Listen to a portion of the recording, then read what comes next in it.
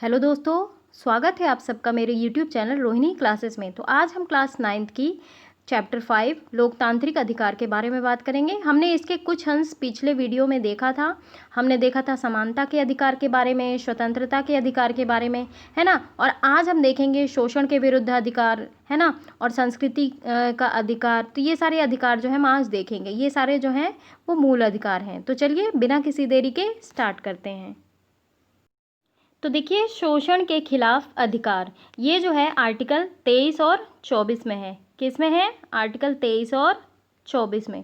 तो देखिए, सबसे पहले जान लीजिए कि आर्टिकल 23 में क्या है और 24 में क्या है। आर्टिकल 23 में जो है कि मानव के दुर्व्यापार यानी कि ह्यूमन ट्रैफिकिंग, बलात्श्रम यानी कि फोर्स लेबर तथा बेगार का प्रतिषेध, और दूसरे में है 24वें में कारखानों आदि में बच्चों के नियोजन पर प्रतिबंध, यानी कि जो भी बच्चे कारखानों में कार्य करते हैं, आप देख पाते होंगे, तो ये जो है इस पे प्रतिबंध लगा हुआ है ना। तो ये जो है ये दोनों आर्टिकल है। अब आइए देखिए बुक में क्या लिखा हुआ है, इसके बाद भी डिस्कस करेंगे।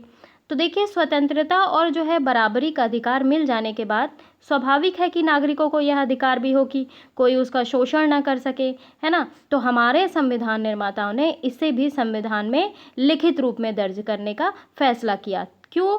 क्योंकि कमज़ोर वर्गों का शोषण न हो सके, जैसा कि पहले होता आ रहा था। तो संविधान ने जो है वो खास तौर पर 3 बुराइयों का जिक्र किया है और इन्हें जो है गैर कानूनी घोषित किया है। सबसे पहला देखते हैं। पहली बात यह है कि संविधान जो है मनुष्य जाति के अवैध व्यापार का निषेध करता है। क्या करता है? मनुष्य जाति के अवैध व्यापार का निषेध करता है। देखिए, आमतौर पर क्या होता है ना, ऐसे धंधे का शिकार महिलाएं होती हैं जिनका अनैतिक कामों के लिए शोषण होता है। और दूसरी चीज़ ये है कि हमारा संविधान किसी किस्म के बेगार या फिर जबरन काम लेने का निषेध करता है। तो ये बेगार प्रथा जो है ना, ये आई है मजदूरों से। मजदूरों को जो है अपने मालिकों के लिए मुफ्त या फिर बहुत थोड़े पैसे या फिर अनाज वगैरह के लिए जबरन काम करना पड़ता है, और जब यही काम मजदूर को जीवन भर करना पड़ जाता है तो उसे कहते हैं बंधुआ मजदूरी। तीसरी चीज़ क्या है? तीसरी चीज़ ये है कि संविधान जो है बाल मजदूरी का भी निषेध करता है, यानी कि बच्चों से कार्य करने पर जो है ये निषेध करता है। तो 3 चीज़ें हो गई। सबसे पहली चीज़ कि अवैध व्यापार का निषेध करता है, दूसरी चीज़ बेगार या फिर जबरन काम कराने पे जो है निषेध करता है, और तीसरी चीज़ जो है बाल मजदूरी का निषेध भी करता है। तो जैसे देख लीजिए कि किसी कारखाने, खदान हो गए या फिर रेलवे हो गए या फिर बंदरगाह जैसे खतरनाक काम में कोई भी 14 वर्ष से कम उम्र के बच्चे से काम नहीं करा सकता। देखिए, बलात्श्रम का सबसे पहले मतलब समझ लीजिए कि जब किसी व्यक्ति के इच्छा के विरुद्ध उससे कार्य लेना, यानी कि बलात्श्रम जो होता है ना, केवल शारीरिक और कानूनी बलात् स्थिति में शामिल नहीं है, उसमें आर्थिक उपस्थिति भी शामिल है ना। मैंने अभी बताया आपको कि न्यूनतम मजदूरी की वजह से उन्हें जो है उनका शोषण होता है। एक मतलब थोड़े से अनाज के लिए उन्हें पूरा कार्य करना होता है। अब यही बात देख लीजिए बालकों के लिए नियोजन के कि अनुच्छेद 24 जो है वो ये बताता है कि 14 वर्ष से कम आयु के बालकों के बारे में है ये कि कारखानों या फिर जोखिमपूर्ण कार्य में नियोजन में जो है इन्हें निषेध किया जाए। तो देखिए, इसी को आधार बनाकर बाल मजदूरी रोकने के लिए अनेक कानून बनाए गए। इसमें से बीड़ी बनाने, पटाखा बनाने, दिया सलाई बनाने, प्रिंटिंग और रंग रोगन जैसे कामों में जो है बाल मजदूरी रोकने का कानून शामिल है। अब देखिए, अगला मूल अधिकार है धार्मिक स्वतंत्रता का अधिकार। तो देखिए, ये अधिकार जो है इसमें आर्टिकल 25 से लेके 28 तक इसमें जो है मूल अधिकार शामिल है। अब आइए ये भी देख लेते हैं कौन कौन से अधिकार हैं। तो देखिए, 25 में सबसे पहले क्या है? ये है कि अंतःकरण की और धर्म को अबाध रूप से मानने, उसका आचरण करने और उसका प्रचार करने की स्वतंत्रता। एक बार मैं फिर से बोलती हूँ कि अंतःकरण यानी कि आपकी जो अंतरात्मा बोले, उस धर्म को अबाध रूप से मानने, उसके पर जो है आचरण करने और उसका प्रचार करने की स्वतंत्रता। अब बात आती है आर्टिकल 26 की। आर्टिकल 26 का काम ये है कि धार्मिक कार्यों के प्रबंधन की स्वतंत्रता। 27 जो है ये कहता है कि किसी धर्म की अभिवृद्धि यानी कि बढ़ावे के लिए कर नहीं देने की स्वतंत्रता। आपके लिए ये कंपल्सरी नहीं है कि आप कर दो ही दो, है ना। 28 क्या कहता है? 28 ये कहता है कि किसी शिक्षा संस्थाओं में धार्मिक शिक्षा हो गई या फिर धार्मिक उपासना में स्वतंत्र होने के बारे में स्वतंत्रता।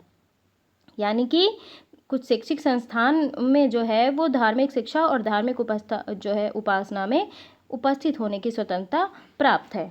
आगे देखते हैं। तो देखिए, स्वतंत्रता के अधिकार में धार्मिक स्वतंत्रता का अधिकार शामिल है। तो इस मामले में भी हमारे संविधान के निर्माता जो है खास तौर से चौकस थे। उन्होंने इस स्वतंत्रता को स्पष्ट रूप से अलग दर्ज किया। देखिए, आप अध्याय 2 में पढ़ चुके हैं कि भारत एक धर्मनिरपेक्ष जो है वो देश है। और देखिए, हमारा देश जो है ना वो पंथ निरपेक्ष देश है। क्या है? पंथ निरपेक्ष। और ये प्रस्तावना में जोड़ा गया है कब? 42वें संविधान संशोधन के तहत 1976 में। ये क्या कहता है? इसका अर्थ ये है कि राज्य जो है, राज्य का कोई धर्म नहीं होता, या फिर जो है राज्य धार्मिक आधारों पर नागरिकों के साथ भेदभाव नहीं करता। या मेरा कहने का मतलब ये है कि वह धर्म के प्रति उदासीन है, उसके लिए सभी धर्म एक समान है ना। यही चीज़ है। तो धार्मिक स्वतंत्रता का अधिकार में आगे देखते हैं। तो देखिए, भारत एक धर्मनिरपेक्ष देश है। तो विश्व के जो है अन्य देशों के समान भारत के अधिकांश लोग अलग अलग धर्म मानते हैं। कुछ लोग किसी भी धर्म को नहीं मानते। तो निरपेक्षता जो है वो इस सोच पर आधारित है कि शासन का काम व्यक्तियों के बीच के मामलों को ही देखना होता है। व्यक्ति और ईश्वर के बीच के मामलों को देखना काम नहीं होता शासन का। तो धर्मनिरपेक्ष शासन वह है जहाँ किसी भी धर्म को आधिकारिक धर्म की मान्यता नहीं होती। और भारतीय धर्मनिरपेक्षता में जो है सभी धर्मों के प्रति शासन का समभाव रखना शामिल है। देखिए, जैसे आप ये देख लीजिए कि हमारे देश में जो है हिंदू लोग ज़्यादा हैं, हिंदू बहुल राज्य है। तो क्या हिंदू धर्म को मान्यता मिली है? नहीं मिली है, क्योंकि हमारे देश में सिख धर्म भी है, मुस्लिम भी है, ईसाई भी हैं और हिंदू तो हैं ही है ना। इसीलिए राज्य जो है धर्म से ऊपर है ना। तो सभी धर्मों को ये मान्यता देते हैं और धर्म के प्रति ये जो उदासीन है और निरपेक्ष है। तो हर किसी को अपना धर्म मानने, उस पर आचरण करने, उसका प्रचार करने का अधिकार है। तो धार्मिक समूह या फिर पंथ को अपने धार्मिक कामकाज का प्रबंधन करने की आज़ादी है, पर अपने धर्म का प्रचार करने के अधिकार का मतलब जो है ये बिल्कुल नहीं है कि किसी को झांसा देकर या फिर फरेब देकर, लालच देकर उससे धर्म परिवर्तन कराना सही है। निसंदेह देखिए, ये है ना कि व्यक्ति को अपनी इच्छा से धर्म परिवर्तन करने की आज़ादी हो। यानी कि अपना धर्म मानने, उसके अनुसार आचरण करने का अर्थ यह भी नहीं है कि व्यक्ति अपने मन के अनुसार जो चाहे सो करे। जैसे कोई आदमी मान लीजिए कि देवता या कथित अदृश्य शक्तियों को संतुष्ट करने के लिए नर बलि या पशु बलि नहीं दे सकता, है ना। धर्म ये बिल्कुल गवाही नहीं देता कि आप किसी नर की बलि या फिर पशु की बलि दीजिए। औरतों को जो है कमतर मानने और औरतों की आज़ादी का हनन करने वाले धार्मिक रीति रिवाजों पर आचरण करने की अनुमति नहीं है। जैसे देखिए, कोई जोर ज़बरदस्ती किसी विधवा का मुंडन नहीं करा सकता, उसे सिर्फ सफ़ेद कपड़े पहनने के लिए मजबूर नहीं कर सकता। तो धर्मनिरपेक्ष शासन का मतलब है कि किसी एक धर्म का पक्ष लेना या फिर उसे विशेषाधिकार देना भी नहीं है। ना ही ऐसा शासन किसी व्यक्ति को उसकी धार्मिक मान्यताओं के कारण सजा दे सकता है और उसके साथ भेदभाव भी नहीं कर सकता है। तो देखिए, इसी प्रकार जो है सरकार किसी धर्म या फिर धार्मिक संस्था को बढ़ावा देने या उसके रखरखाव के लिए कर देने के लिए किसी व्यक्ति को मजबूर नहीं कर सकता। तो सरकारी शैक्षिक संस्थानों में किसी किस्म की धार्मिक निर्देश नहीं होना चाहिए। ठीक है, आप देखते होंगे कोई भी स्कूल ले लीजिए तो वहाँ पे जो है धार्मिक शिक्षा देने की मनाही होती है। यानी कि सभी स्कूलों में धर्म जो है वो समान रूप से होने चाहिए। और अगर किसी शैक्षिक संस्थान का संचालन कोई निजी संस्था करती है तो वहाँ के किसी भी व्यक्ति को प्रार्थना में हिस्सा लेने या किसी धार्मिक निर्देश का पालन करने के लिए मजबूर नहीं किया जा सकता। अब देखिए, हमारा 5वां मूल अधिकार है सांस्कृतिक एवं शैक्षिक अधिकार। ये है 29-30 आर्टिकल 29 और 30 में सांस्कृतिक एवं शैक्षिक अधिकार शामिल है। देखिए, 29 में क्या है? भाषा, लिपि और संस्कृति को बनाए रखने का अधिकार। 29 में क्या है? भाषा, लिपि और संस्कृति को बनाए रखने का अधिकार। और 30 में क्या है? शैक्षिक संस्थाओं की स्थापना और प्रशासन करने का अल्पसंख्यक वर्गों को अधिकार। तो देखिए ये जो आर्टिकल 29 है ना, ये भारत में कहीं भी निवास करने वाले नागरिकों के जो है प्रत्येक वर्ग को जिसकी अपनी विशेष भाषा हो, लिपि हो या फिर संस्कृति हो, उसे बनाए रखने की गारंटी देता है। जैसे आप मान लीजिए कि असम का निवासी है ना, वो आ रहा है उत्तर प्रदेश, तो वो अपनी उत्तर प्रदेश में भी अपनी भाषा, लिपि और संस्कृति को बनाए रख सकता है। उसके पास ये मूल अधिकार प्राप्त है ना। और यदि उत्तर भारत का इंसान जो है अगर दक्षिण भारत में जाए तो वो उसको अपनी भाषा, लिपि, संस्कृति को जो है बनाए रखने की वहाँ पे स्वतंत्रता होगी। यानी कि पूरे भारत में सांस्कृतिक और शैक्षिक अधिकार प्रदान है, जो कि हमारा मूल अधिकार है। आगे देखते हैं। ये देखिए, आप हैरान हो सकते हैं कि हमारे संविधान निर्माता जो है अल्पसंख्यकों के अधिकारों की जो है लिखित गारंटी लेकर इतने सचेत क्यों थे। देखिए इसके पीछे एक बहुत बड़ा लॉजिक है। जैसे आप मान लीजिए बहुसंख्यक है ना, तो बहुसंख्यक के लिए ऐसी कोई गारंटी क्यों नहीं है। इसका सीधा सा कारण ये है कि लोकतंत्र की जो कार्य पद्धति है अपने आप में बहुसंख्यकों को ज़्यादा ताकत देती है। तो अल्पसंख्यक को ही तो भाषा और संस्कृति और धर्म के विशेष संरक्षण की ज़रूरत होगी ना, अन्यथा वे बहुसंख्यकों की भाषा, धर्म और संस्कृति के प्रभाव में पिछड़ते चले जाएंगे। उन्हें उनकी भाषा, संस्कृति अपनानी पड़ेगी। इसीलिए मूल अधिकार में ये प्रोविज़न किया गया है। तो इसी के चलते संविधान जो है अल्पसंख्यकों के सांस्कृतिक और शैक्षिक अधिकारों को स्पष्ट करता है। देखिए क्या कहता है संविधान। पहली बात कि नागरिकों में विशिष्ट भाषा, संस्कृति वाले किसी भी समूह को अपनी भाषा, संस्कृति बचाने का अधिकार है। दूसरी चीज़ क्या कहता है संविधान, किसी भी सरकारी या सरकारी अनुदान पाने वाले शैक्षिक संस्थान में किसी नागरिक को धर्म या भाषा के आधार पर दाखिला लेने से नहीं रोका जाएगा। इसका मतलब क्या हुआ कि आप कहीं सरकारी जगह पे जाइए या फिर सरकारी अनुदान पाने वाले शैक्षिक संस्थान में जाएंगे तो आपको धर्म या फिर भाषा के आधार पे जो है एडमिशन, ऐसा नहीं होगा कि एडमिशन रोक दिया जाएगा, है ना।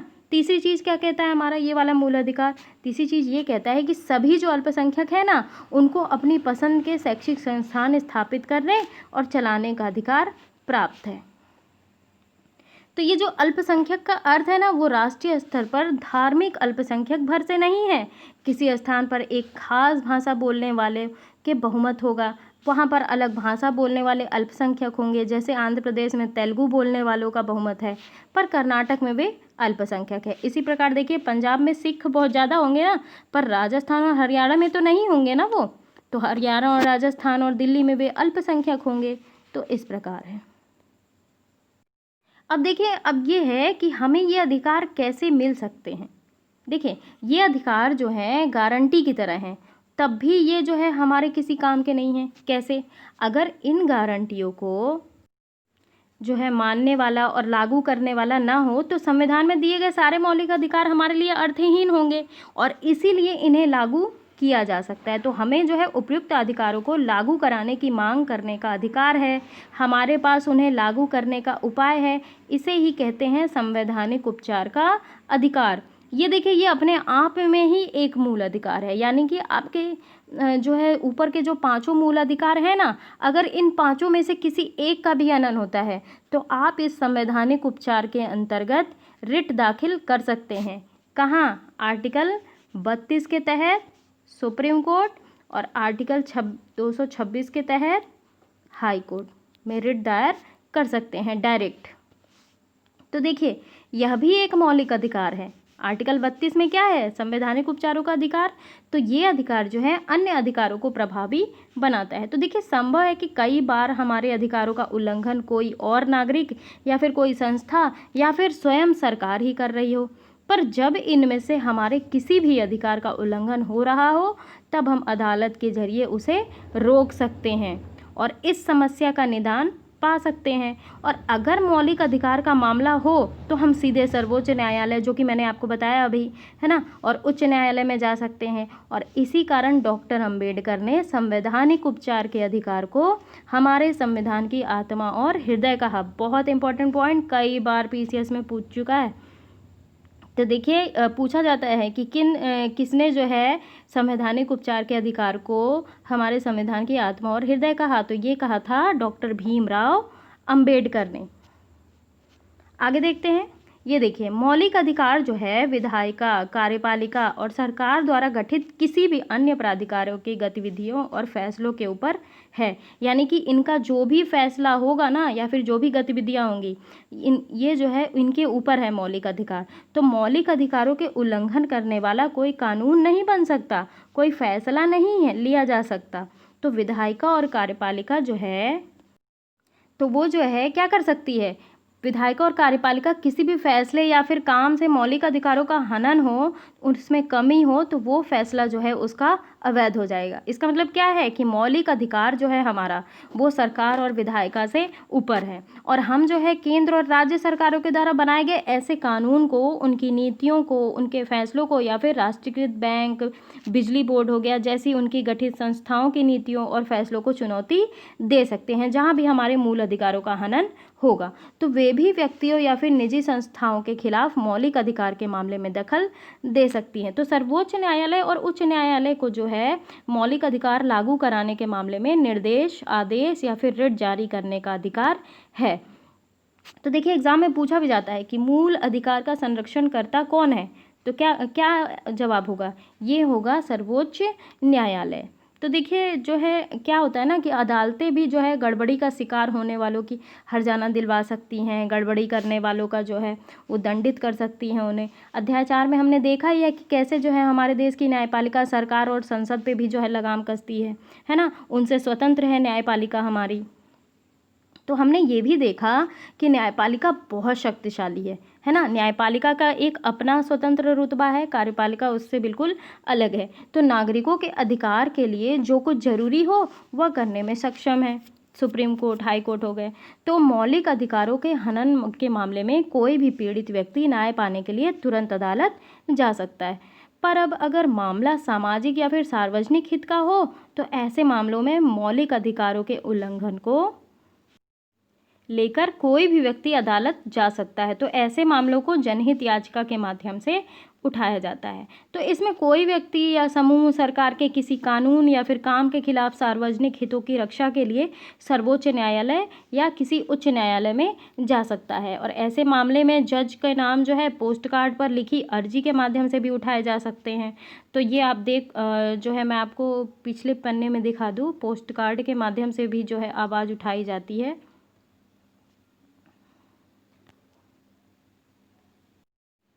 तो देखिए, मैं जो है ये बता दूं आपको कि अगर न्यायाधीशों को लगे ना कि सचमुच जो है इस मामले में सार्वजनिक हितों पर चोट पहुंच रही है, तो वे जो है मामले को विचार करने के लिए स्वीकार कर सकते हैं। अब आइए थोड़ा जान लेते हैं मानवाधिकार आयोग के बारे में।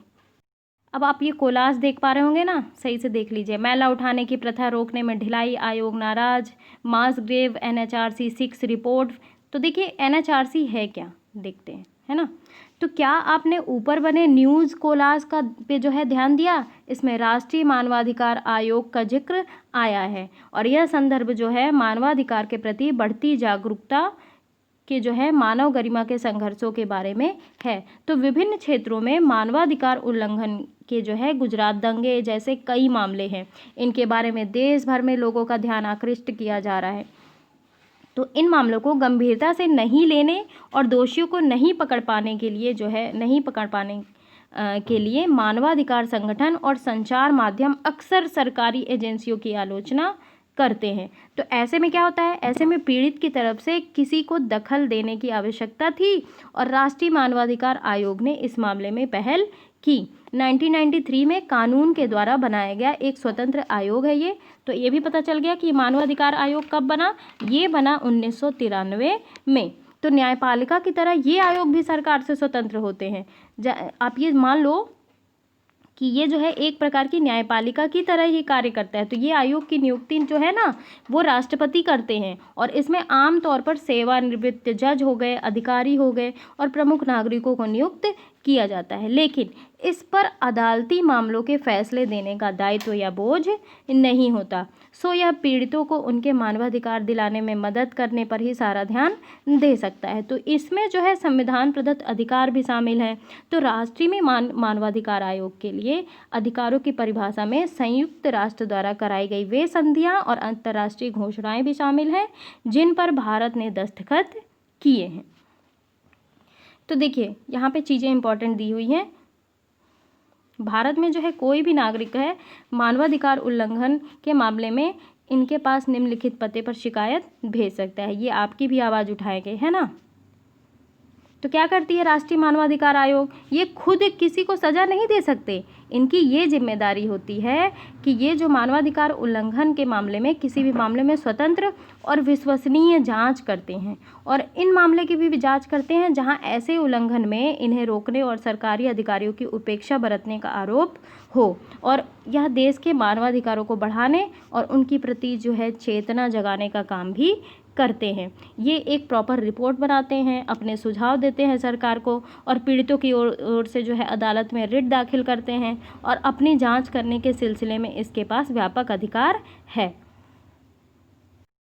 अब देखिए, अब बात करते हैं अधिकारों का बढ़ता दायरा। हमने इस अध्याय की शुरुआत में जो है अधिकारों के महत्व पे चर्चा की थी, पर अध्याय के ज़्यादातर हिस्से में जो है हमारा ध्यान संविधान द्वारा दिए गए मौलिक अधिकारों पर ही रहा, है ना। तो हमने पूरे टाइम जो है मौलिक अधिकार ही पढ़ा। पर आप क्या ये सोच सकते हैं कि संविधान द्वारा जो ये दिए गए मौलिक अधिकार है ना, ये नागरिकों को मिलने वाले अधिकार हैं? यह सही नहीं है। मौलिक अधिकार जो हैं बाकी सारे अधिकारों के स्रोत हैं, और हमारा संविधान और हमारे कानून जो है हमें और बहुत सारे अधिकार देते हैं, और साल दर साल इन अधिकारों का दायरा बढ़ता गया है। समय समय पर अदालतों ने ऐसे फैसले दिए हैं जिससे जो है अधिकारों का दायरा बढ़ा है। प्रेस की स्वतंत्रता का अधिकार, सूचना का अधिकार, शिक्षा का अधिकार जैसी चीज़ें मौलिक अधिकारों का ही तो विस्तार है, और उन्हीं से निकली है। और अब जो है स्कूली शिक्षा हर भारतीय अधिकार जो है बन चुकी है। 14 वर्ष तक के बच्चों के लिए फ्री एंड कंपलसरी एजुकेशन किया गया है। संसद ने नागरिकों को सूचना का अधिकार देने वाला कानून पास किया है, और यह अधिकार विचारों और अभिव्यक्ति की आज़ादी के मौलिक अधिकार के तहत आता है। और हमें जो है सरकारी दफ्तरों से सूचना मांगने का यानी कि आरटीआई दाखिल करने का अधिकार है, और सूचना प्राप्त करने का अधिकार है। हाल ही के वर्षों में जो है सर्वोच्च न्यायालय ने जीवन के अधिकार को भी नया विस्तार दिया है, उसमें भोजन का अधिकार भी शामिल है। साथ ही अधिकारों का दायरा जो है वो संविधान द्वारा दिए गए मौलिक अधिकारों तक ही सीमित नहीं रहा। अच्छा, आप ये सीधे सीधे जान लो कि जो हमारा शुरुआती जब संविधान सभा गठित हुई थी और जो अधिकार बनाए जा रहे थे जब, तो इनका जो है विस्तार भी किया जा सकता है। देखिए, जीवन के अधिकार में पहले भोजन का अधिकार शामिल नहीं था, लेकिन अधिकार का दायरा बढ़ा ना, उसमें भोजन के अधिकार को शामिल किया गया। देखिए, जैसे जो है स्वतंत्रता के अधिकार में सूचना का अधिकार शामिल किया गया। आरटीई मतलब राइट टू एजुकेशन, आरटीआई मतलब राइट टू इंफॉर्मेशन, ये सारी चीज़ें शामिल की। तो हमारे अधिकार का दायरा तो बढ़ा है ना, और आगे भी बढ़ता जाएगा। तो देखिए, संविधान के अनेक दूसरे अधिकार भी देता है जो मौलिक अधिकार नहीं है। जैसे संपत्ति रखने का अधिकार मौलिक अधिकार नहीं है, पर संवैधानिक अधिकार भी तो है, वो संवैधानिक अधिकार है। चुनाव में वोट देने का अधिकार एक महत्वपूर्ण संवैधानिक अधिकार है। तो कई बार मानवाधिकारों का भी विस्तार होता है। ये असल में सर्वमान्य नैतिक दावे हैं जो कानून द्वारा मान्य भी हो सकते हैं और नहीं भी। तो इन्हें जो है उस अर्थ में अधिकार नहीं कहा जा सकता, जैसा हमने पहले परिभाषा के माध्यम से बताया। तो देखिए, दुनिया में जो है लोकतंत्र के फैलाव के साथ ना सरकारों पर दबाव भी बढ़ता जा रहा है कि वे इनको सर्वमान्य और नैतिक घोषित करें, उन्हें कानूनी रूप दें। क्योंकि जाहिर सी बात है, जितनी ज़्यादा वो जन सुविधाएँ लाएंगे, तो नेताओं जो है वो क्या करते हैं, पार्टियां क्या करती हैं कि जितना ज़्यादा लोगों के लिए प्लान्स लाएंगे, नियोजन लाएंगे, उतना ही उन्हें फ़ायदा होगा। तो ये नेता यही करने की कोशिश करते हैं। उनके ऊपर दबाव बढ़ता जा रहा है कि वे जो है और नैतिक दावों को लाएं और उनको कानूनी रूप दें। और कई अंतर्राष्ट्रीय संधियां, प्रतिज्ञा पत्रों पे भी अधिकारों का दायरा बढ़ाने की मदद मिली है। तो देखिए, इस प्रकार हम देखते हैं कि अधिकारों का दायरा बढ़ता जा रहा है। हर समय नए नए अधिकार सामने आ रहे हैं, है ना। ये लोगों के संघर्षों से हासिल हुए हैं, ऐसे ही नहीं हासिल हो गए हमारे अधिकार। समाज के विकास या फिर नए संविधान के निर्माण के साथ नए अधिकार सामने आते हैं। संविधान बनाने संबंधी अध्याय हमने देखा। तो दक्षिण अफ्रीका के संविधान में नागरिकों को कई तरीके के नए अधिकार मिले। इनमें से कुछ इस प्रकार हैं। देखिए, निजता का अधिकार, ये जो है इसके कारण नागरिकों को अपने घरों की तलाशी नहीं ली जा सकती, उनके फ़ोन टैप नहीं किए जा सकते, उनकी चिट्ठी पत्री खोलकर नहीं पढ़ी जा सकती। राइट टू प्राइवेसी है उनकी। पर्यावरण का अधिकार, ये ऐसा अधिकार है, ऐसा पर्यावरण पाने का अधिकार जो नागरिकों के स्वास्थ्य और कुशल क्षेम के प्रतिकूल न हो। पर्याप्त आवास पाने का अधिकार, स्वास्थ्य सेवाओं और पर्याप्त भोजन पानी तक पहुंच का अधिकार, है ना।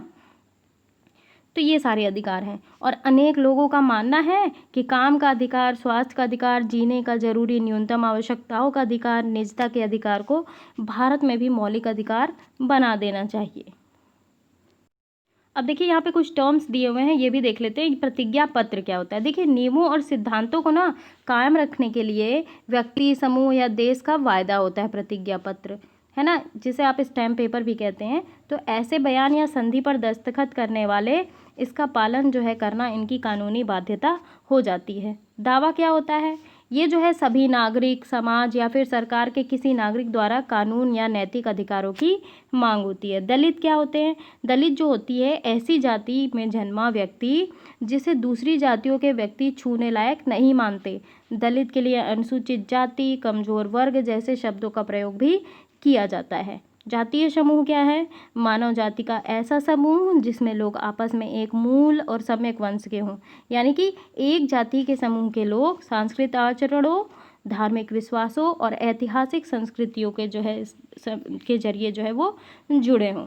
सम्मन क्या होता है? सम्मन कौन जारी करता है? अदालत द्वारा जारी किया जाता है। ये एक आदेश होता है जिसमें किसी व्यक्ति को अदालत के सामने पेश होने के लिए कहा जाता है। अवैध व्यापार क्या होता है? ये जो है अनैतिक कामों के लिए स्त्री, पुरुष या बच्चों की खरीद बिक्री होती है। अब बात करेंगे रिट क्या होती है। रिट तो मैं करती गई, मैंने आपको बताया नहीं कि रिट दाखिल कैसे क्या होती है, कहाँ दाखिल होती है, ये तो बता दिया, लेकिन रिट होती क्या है आप ये भी जान लो। देखिए उच्च न्यायालय और सर्वोच्च न्यायालय द्वारा सरकार को जारी किया गया एक औपचारिक लिखित आदेश होता है। एमनेस्टी इंटरनेशनल क्या है? ये है मानवाधिकारों के लिए काम करने वाले कार्यकर्ताओं का एक अंतर्राष्ट्रीय संगठन। अब आइए देखिए कुछ क्वेश्चंस भी देख लेते हैं। तो देखिए अब इस चैप्टर के क्वेश्चन को भी देख लेते हैं। हमारा पहला क्वेश्चन है, इनमें से कौन सा मौलिक अधिकार के उपयोग का उदाहरण नहीं है? ऑप्शन पहला है बिहार के मजदूरों का पंजाब के खेतों में काम करने जाना, ईसाई मिशनों द्वारा मिशनरी स्कूलों की श्रृंखला चलाना, सरकारी नौकरी में औरत और मर्द के समान वेतन मिलना, या फिर बच्चों द्वारा माँ बाप की संपत्ति विरासत में पाना। तो कौन सा ऑप्शन जो है सही होगा, यानी कि उदाहरण नहीं है मौलिक अधिकारों का? ये होगा ऑप्शन घ।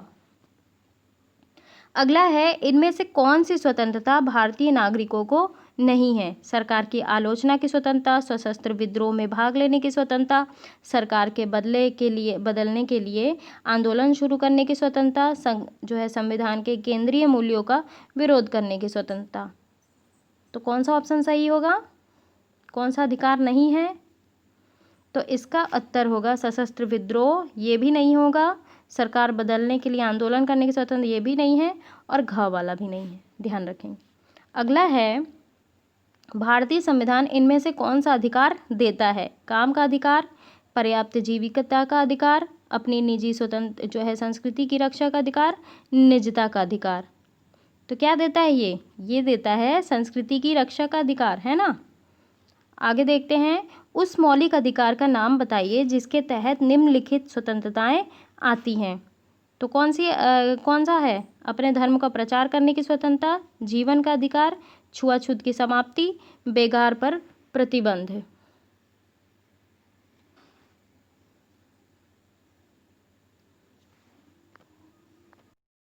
तो देखिए अपने धर्म का प्रचार करने की स्वतंत्रता, तो ये धार्मिक स्वतंत्रता के अधिकार के अंतर्गत आती है। जीवन के अधिकार की स्वतंत्रता जो है व्यक्तिगत स्वतंत्रता के अधिकार में आती है। छुआछूत की समाप्ति जो है समानता के अधिकार पे आती है। और बेगार पर प्रतिबंध जो है वो शोषण के विरुद्ध अधिकार पे आती है। अगला है, लोकतंत्र और अधिकारों के बीच संबंधों के बारे में इनमें से कौन सा बयान ज़्यादा उचित है? अपनी पसंद के पक्ष में कारण लिखिए। अब देखिए कौन सा आपको बयान ज़्यादा सही लग रहा है? मुझे तो क वाला ज़्यादा सही लग रहा है। देखिए इसके पीछे लॉजिक क्या है, ये अधिक वैध है। कैसे? कि अपने नागरिकों को अधिकार देने वाला जो है प्रत्येक देश, चाहे लोकतांत्रिक हो या राजतांत्रिक, तो ये आवश्यक है कि वह जो है अपने नागरिकों को अधिकार प्रदान करे। अगला क्वेश्चन है, स्वतंत्रता के अधिकार पर ये पाबंदियाँ क्या उचित हैं? अपने जवाब में कारण बताइए। तो पहला है भारतीय नागरिकों को सुरक्षा कारणों से कुछ सीमावर्ती इलाकों में जाने के लिए अनुमति लेनी पड़ती है। तो ये जो देखिए है ये उचित है। कैसे कि नागरिकों की जान माल की रक्षा के लिए का वाला तो उचित होगा ना, तो ये इसके लिए सरकार जो है गाइडलाइंस जारी कर सकती है। खा क्या बोल रहा है, स्थानीय लोगों के हितों की रक्षा के लिए कुछ इलाकों में बाहरी लोगों को संपत्ति खरीदने की अनुमति नहीं है। तो खा जो है बिल्कुल अनुचित है, ये जो है स्वतंत्रता के अधिकार का हनन हो रहा है ना। ग वाला क्या कह रहा है, ये कह रहा है कि शासक दल को अगले चुनाव में नुकसान पहुंचा सकने वाली किताब पर सरकार प्रतिबंध लगाती है। तो देखिए ग जो है वो अनुचित है। क्यों? क्योंकि बोलने और अभिव्यक्ति की स्वतंत्रता पे तो सबका हक है ना, ये तो स्वतंत्रता का अधिकार है, इसका उल्लंघन हो रहा है, तो ये जो है ये अनुचित है। देखिए 7वां क्वेश्चन है, मनोज एक सरकारी दफ्तर में मैनेजर के पद के लिए आवेदन देने गया। वहाँ किसी जो है किरानी ने उसका आवेदन लेने से मना कर दिया और कहा झाड़ू लगाने वाले का बेटा होकर तुम मैनेजर बनना चाहते हो, तुम्हारी जाति का कोई भी इस पद पर नहीं आया है। और आया है क्या, तो नगर पालिका के दफ्तर जाओ और सफाई कर्मचारी के लिए अर्जी दो। इस मामले में मनोज के किस मौलिक अधिकार का उल्लंघन हो रहा है? मनोज की तरफ से जिला अधिकारी के नाम लिखे और एक पत्र का उल्लेख करो। देखिए इसमें जो है समानता के अधिकार का उल्लंघन हो रहा है और स्वतंत्रता के अधिकार का भी उल्लंघन हो रहा है। जाहिर सी बात है, ये कैसे कथन हो गया कि झाड़ू लगाने का वाला बेटा जो है वो मैनेजर नहीं बन सकता। तो इसमें जो है समानता और स्वतंत्रता के अधिकार का उल्लंघन हो रहा है। आगे देखते हैं, जब मधुरिमा संपत्ति के पंजीकरण वाले दफ्तर गई तो रजिस्ट्रार ने कहा आप अपना नाम मधुरिमा बनर्जी बेटी AK बनर्जी नहीं लिख सकती, आप शादीशुदा हैं और आपको अपने पति के ही नाम देना होगा। फिर आपके पति का उपनाम तो राव है और इसलिए आपका नाम भी बदलकर मधुरिमा राव हो जाना चाहिए। मधुरिमा इस बात से सहमत नहीं हुई। उसने कहा अगर शादी के बाद मेरे पति का नाम नहीं बदला तो मेरा नाम क्यों बदलना चाहिए? अगर वह अपने नाम के साथ पिता का नाम लिखते रह सकते हैं तो मैं क्यों नहीं लिख सकती? तो इसमें कौन से जो है आपकी क्या राय है? देखिए मधुरिमा जो है वो बिल्कुल सही है। उसके व्यक्तिगत मामलों पर प्रश्न करके उसमें दखल करके रजिस्ट्रार जो है वो उसकी स्वतंत्रता का उल्लंघन कर रहा है। साथ ही अपने पति के नाम अपनाने के लिए उस पर जो है सामाजिक रूढ़िवादिता जो है वो अपनाने के लिए प्रेरित कर रहा है। तो देखिए अगला है, मध्य प्रदेश के होशंगाबाद जिले के पिपरिया में हजारों आदिवासी और जंगल में रहने वाले लोग सतपुड़ा राष्ट्रीय पार्क, बोरी वन्यजीव अभयारण्य और जो है पंचमढ़ी अभयारण्य से अपने प्रस्तावित विस्थापन के विरोध करने के लिए जमा हुए। उनका कहना क्या है ये भी सुन लीजिए कि यह विस्थापन उनकी जीविका और उनके विश्वासों पर हमला है। सरकार का दावा है कि इलाके के जो है विकास और वन्य जीव के संरक्षण के लिए उनका विस्थापन जरूरी है। जंगल पर आधारित जीवन जीने वाले की तरफ से राष्ट्रीय मानवाधिकार को एक पत्र लिखा गया और सरकार द्वारा दिया जा सकने वाला जो है संभावित और जवाब और इसके मामले में मानवाधिकार आयोग की रिपोर्ट जो है वो तैयार करो। देखिए इसमें क्या है ना, इसमें शिक्षा और संस्कृति पर जो है हमला हो रहा है। जैसे कि मैंने आपको बताया था कि अगर जो है असम के एरिया वाला उत्तर भारत के एरिया में आएगा तो उसे अपनी भाषा, लिपि और संस्कृति को बचाए रखने का अधिकार है ना, तो यहाँ पे तो उसके संस्कृति का अधिकार का उल्लंघन हो रहा है। तो इसमें जो है इस मूल अधिकार का उल्लंघन हो रहा है। अब ये देखिए, अब ये आखिरी क्वेश्चन है, इसे मुझे कमेंट बॉक्स में आपको बताना है कि इस जो है कथन में किस मूलाधिकार का उल्लंघन हो रहा है। तो चलिए यहीं समाप्त होता है ये वीडियो, और कैसा लगा मेरा ये वीडियो ज़रूर आप मुझे बताएं। चैनल को सब्सक्राइब करिए, वीडियोस को लाइक करिए और ज़्यादा से ज़्यादा शेयर करिए। और गाइस थोड़ा बहुत तो कमेंट भी कर दिया करो। क्या ये आप लोग नहीं सोचते हो कि मैम को थोड़ा अच्छा लगेगा, मैम ने कैसा पढ़ाया ये बता दें, है ना। और बेल आइकन प्रेस करना बिल्कुल भी ना भूलिए। Thank you very much.